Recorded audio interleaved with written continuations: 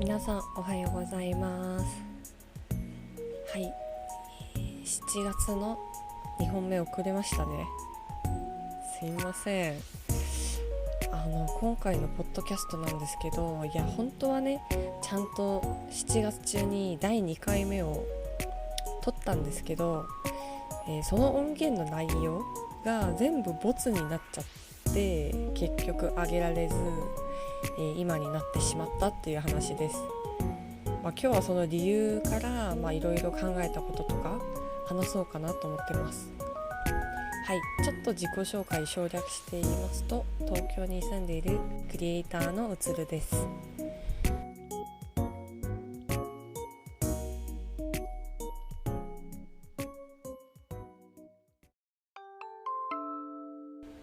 はい、先週の木曜日ですね、久しぶりに徹夜しました。これは明日の朝出さなきゃいけないっていう仕事があって、もちろん途中で帰る選択肢もあったんですけど、家でやりたくはないなと思って、絶対終わらせていこうっていう気持ちでやってたら、なんか時間がどんどん経っちゃって10時半ぐらいまでやっちゃいましたね。で、不思議にその日はそんなに気分が悪くなかったんですよ。その前日に友達と焼肉食べてカフェ行っていっぱい喋って結構遅い時間に帰ってたから、前の日に友達とその帰ってたその遅い時間の気分とその徹夜して帰る気分が割と一緒だったんですよね。しかも最後一人しかいないから妹とちょっと通話したりして、余計なんか人と喋った感じで、なんかちょっとゆったりしながら作業した感があって、その日はなぜかたまには徹夜必要だよねっていう気持ちまでなったんですよね。夜更かししてる気分というかで、朝起きてもう意外と元気だったんですよ。で、動画のそのポッドキャストの内容もその日の朝に録音して、編集は帰ってきてからやろうと思ってたんですね。だからその勢いでいけると思って、いつも通り出社してたら、そこでその日のお昼ですよ。お昼前か。会社着いてから急に体がおかしいことに気づいてしまって、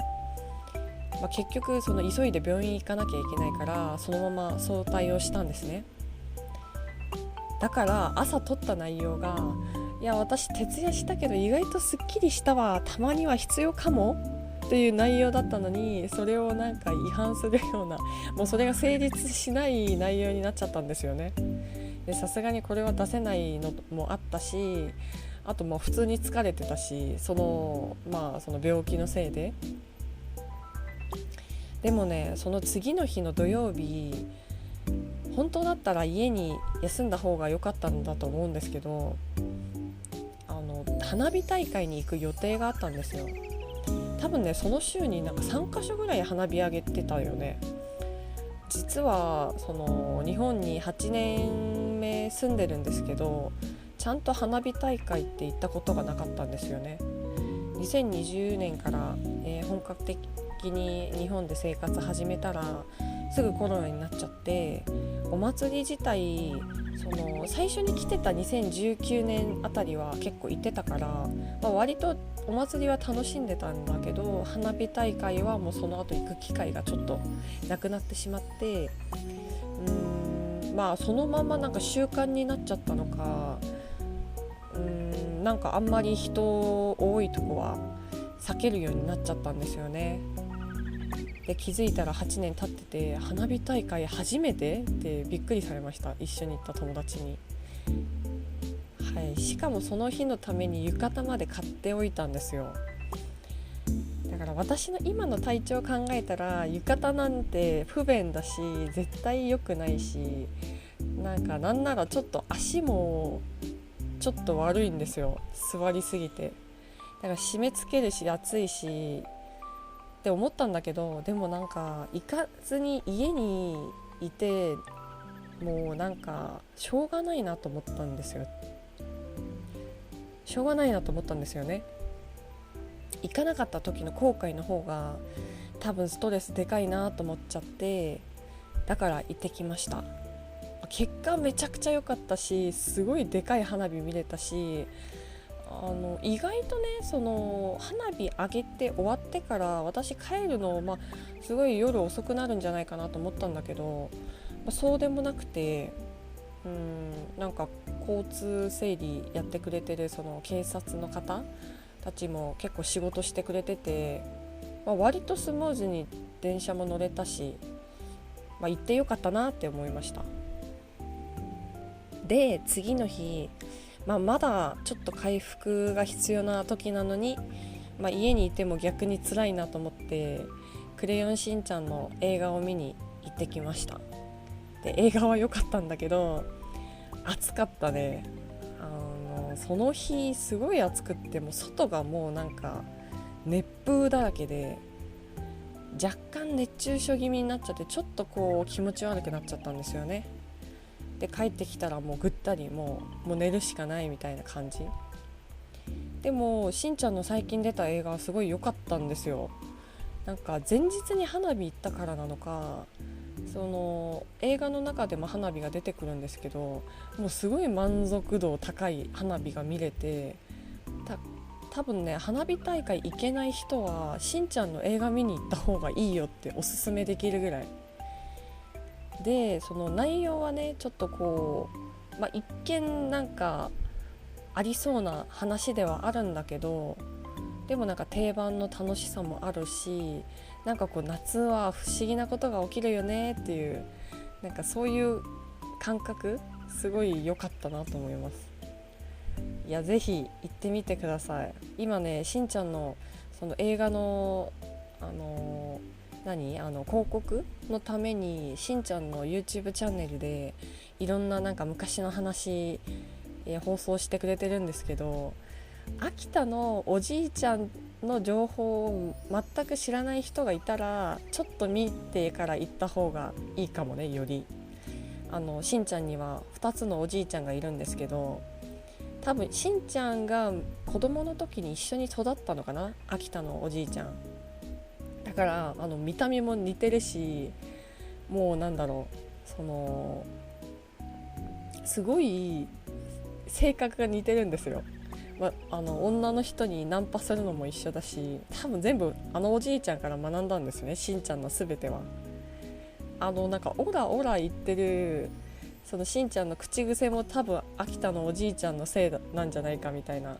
ありますよね。だからぜひ行ったら多分ね子供がいっぱいだと思うんですけど、全然ね子供も大人も楽しめるような内容になってるのでおすすめです。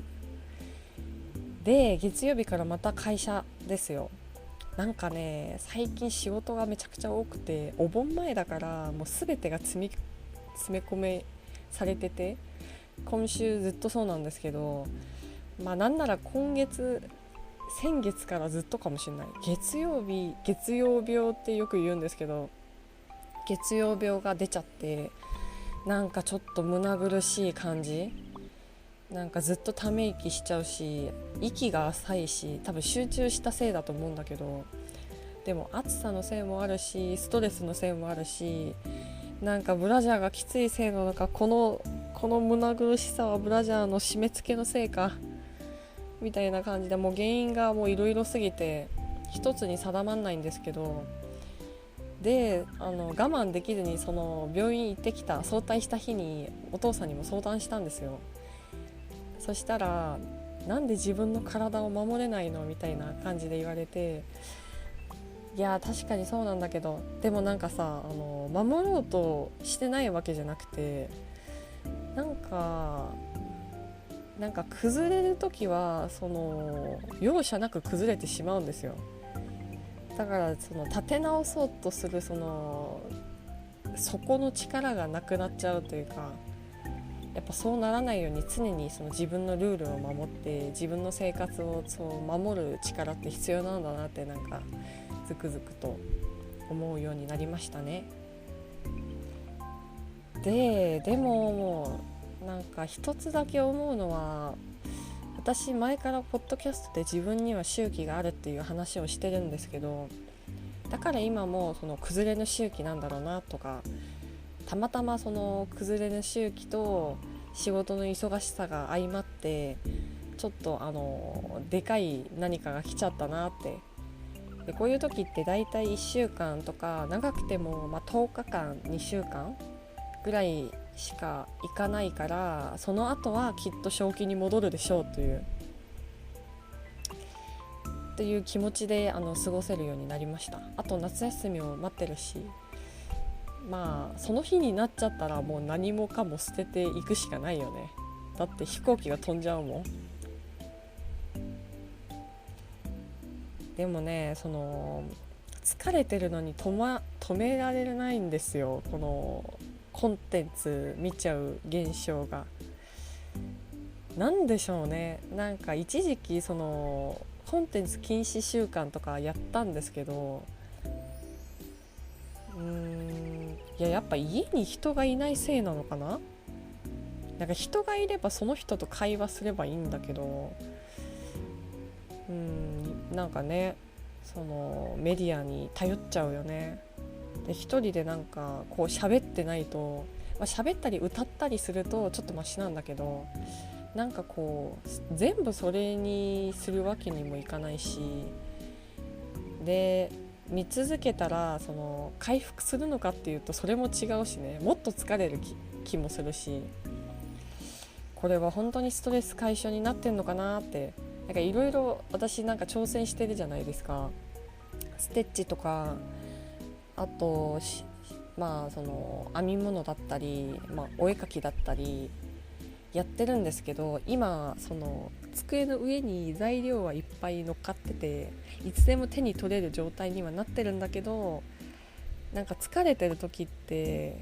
もっと大きい刺激、もっと強い刺激を求めるせいなのか、やっぱ iPad をどっかにどかさないといけない、マジで。さてで今日もまだお仕事です。木曜日なんで、今日と明日準備して、夏休みに入りたいと思います。大丈夫かな、植物たち。今育ててる今水にちょっと浸かしてるんだけど、まだ根が出てなくて、あれ大丈夫かな。あとゴミも捨てないと、生ゴミ捨てないと、洗濯もしないと。お母さんに頼まれたカレーも買ってこな、なんだっけ、固形のカレー、あれも買わないとな。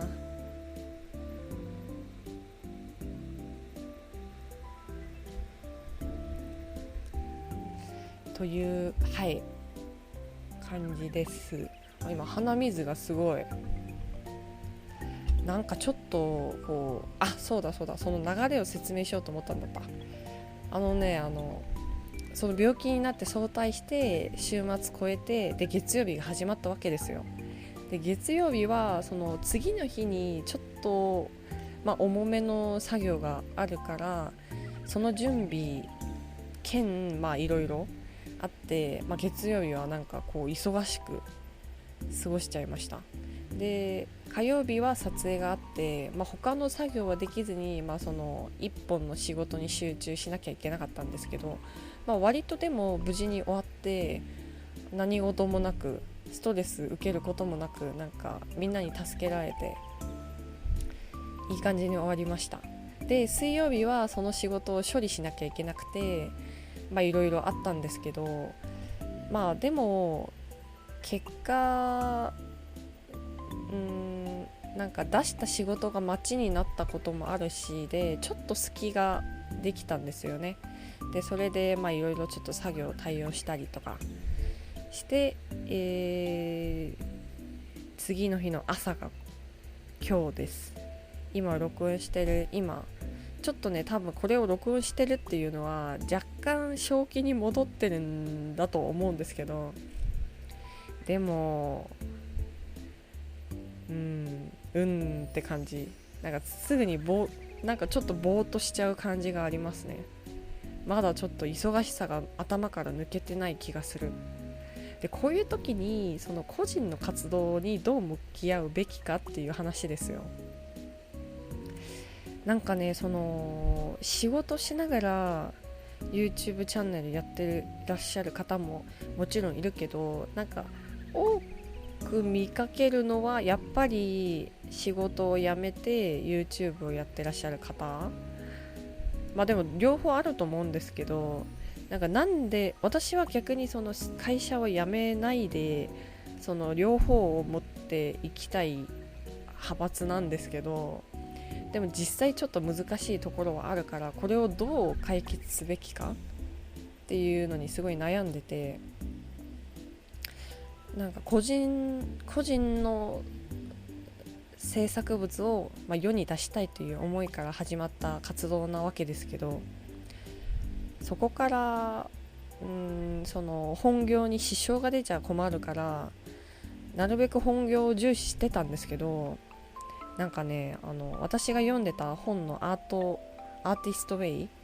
の中の課題の中の一つが、仕事より創作活動を重視しようっていう項目があったんですよ。それを見てってなって、私は今まで逆だったんだけど、でも多くの人が逆だと思うんですよ。だってお金を稼ぐのが一番のその会社から切られちゃ困るからっていうその思想だと思うんですけど、でもよくよく考えてみたら、私はこの会社に命を捧げるつもりはないし、なんだろうね、やっぱ最終的にやりたいのは創作活動なんだなって思うんですよね。これはあくまでお金を稼ぐためのツールっていうか、でもそのツールの中でも割と自分の適性が合ってて、これで稼げるそのレベルにはなってるから、だからやってるだけ、そこまでその自分が今やってる仕事をその否定的に見てるわけじゃないけど、でもある程度その距離を置いて見てるというか、これはちょっと大学行った時からずっとそう思ってたんですよね。なんかやっぱどうしても自分の好みのものを作る作業ではないなっていうので一回諦めちゃってるので、そこからちょっとそう距離を見て、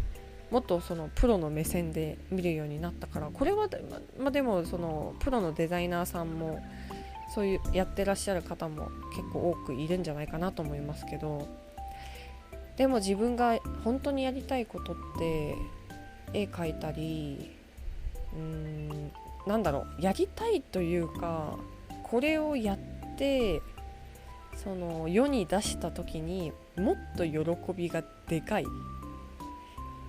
のが近いかも。その自分が作ったそのデザイン作品が世に出て評価される、なんか今までそこまでその評価を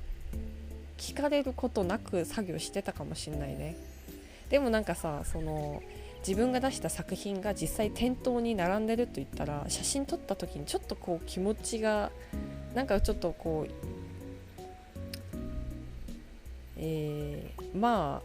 いいはずなのに、そこまで嬉しくはなかったんですよ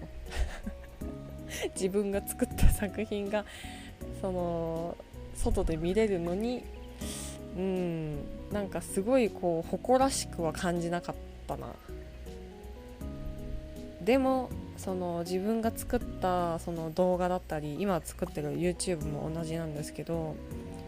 そういうポッドキャストが再生数が低くても世に出てるだけでなんかちょっとこう気分がいいんですよね。なんだろう、よくね、その仕事にするものと趣味にするものって違うって言うじゃないですか。でも私は割とその仕事が趣味に近いものをやってるんだけど、でも本当にその自分がこう自己肯定感が上がるような瞬間って仕事とはちょっと遠いなっていう。でもこの仕事が嫌いなわけじゃないんですけどね。まあだからその個人の活動とどう両立していくか。お父さんが昔その大学院で論文を書いてたんですけど、そこで仕事とその生活のバランスをどう取るのかみたいな論文を書いてたらしいんですよ。で、私読んでないんですけどそれちょっとちゃんと読んでみようかな。家に帰ったらあるかな。ちょっとお父さん見てくださいね。探しといてくださいね。で、でもそこにさらに創作活動というのが挟まるわけですよ。生活とはまた別の。生活って多分家族との関係とか、自分の健康だったり家のこととか、そこに趣味とかも入ってくると思うんだけど、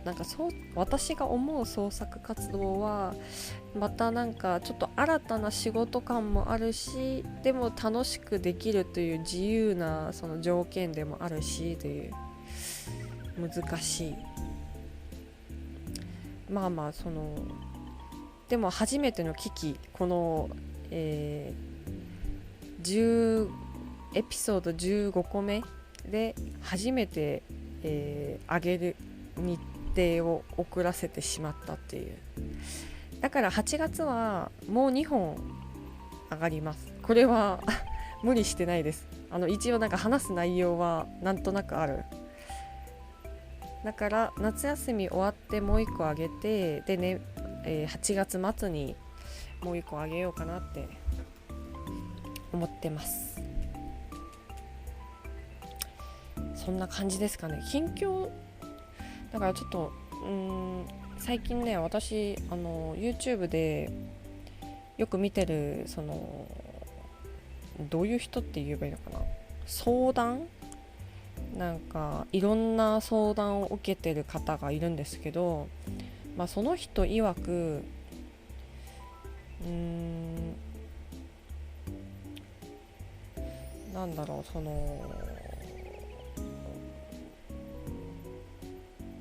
達成しようとして競争心で何かをやる人は、まだ達してないというか、まだその欲望とかその自分の自我だったり自己管理だったり、そういうのにまだ揉まれてる。それがうまくできる人も、なんならもっと自由なのは何をやっても嬉しい、悲しいことがあっても嬉しいことがあっても常に同じ気持ちでいられる人が一番その認められる人間だっていう、本の紹介だったかなっていう話があって、私もその同意見なのが、趣味とかその仕事でもそうなんですけど、でも何かをやってこれを出した時にその一喜一悲するよりは私が好きなものをひたすらやってって、これに反応がつこうがつかないようが、自分は同じでいたいなっていう気持ちなんですよ。だから今上げてるその、動画たち見ると、始めたてだからその再生回数が低いじゃん。でもそこに喜びを1回のその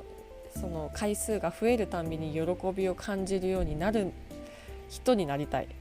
今ねちょっと半分ぐらいです。その嬉しい反面でもちょっと伸びたい気持ち反面なんですよ。一人でも見てくれてるんだなっていうのはまだすごい嬉しいんだけど、でもやっぱそのコンテンツ業界にいるからなのか、ちょっとこう商業的に考えちゃうよね、そういう部分は。でもまだその、一本一本がすごい大切に思えてるし、すごい上げてよかったなと思ってるし、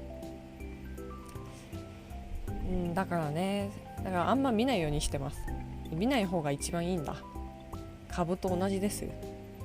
見ないで放置した方が一番いいかもしれないっていう気持ちでいます。今回はちょっと編集する時間がなくてそのまま上げちゃいます。だって喋った自分がいいと思うんでもういいんじゃない？これでもう上げないよりはいいでしょ。継続が大事。下手なものをたくさん残す。今日もお仕事行ってきます。それじゃあまたどっかの回でお会いしましょう。うつるでした。